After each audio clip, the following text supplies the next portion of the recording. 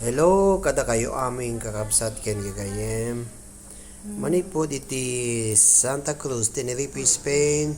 Iti dayto yung aldaw, kayat ko apo nga kita ang dati inaramid mi kini Mami May nga bugoong kakabsat ken gagayem.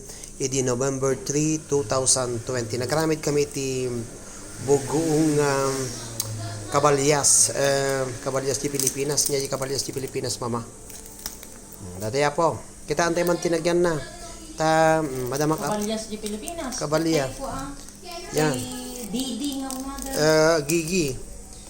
Galunggong. Ayan. Ikukak apo naka-stepler iso na niya. Naka-stepler iska tape. Naka-iska tape. Iso nga bagoong. Itong sapay spelling niya bagoong ko na kayo apo nga agboy-boy. November 3, 2020. November 4 tata. Kaya't nasa umay sa nga bulanan apo kakabsat. Nga naramid. 2 kilos datoy apo nga naramid kini Mami May. Kana man ti kutsara mama. Ayan. Madipay. Kita Madipay no madi ang siyempre kita lataan. Data bulod man di kutsara mama. Data. Bugoong kakabsat kan gayem. Bugoong mayati lang ano. O dahil tayo ti bugoong ko.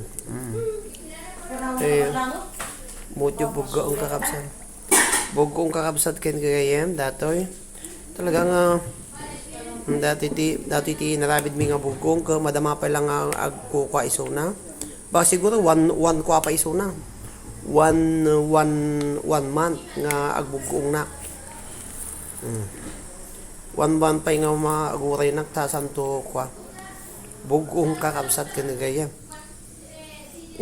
Nabanglo. Bugoong kakabsat, mayat ti bambanglo na. Yan. Pesko pay lang. Kala mo kung natin di Pilipinas dati. Yan. Subli mo lang. Tamasapol pa iti 1 month. Chinik up ko lang. Dada. Bugoong kakabsat ken gagayem. 1 month pa eh. Santo agbalin nga bugoong. Yes, ka-step ko man yan.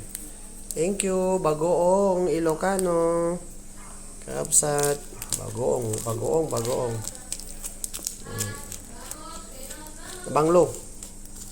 Nabanglo ato bagoong Pilipino. Bagoong. 2 kilos. Thank you very much for watching. Bye-bye. Thank you, bagoong.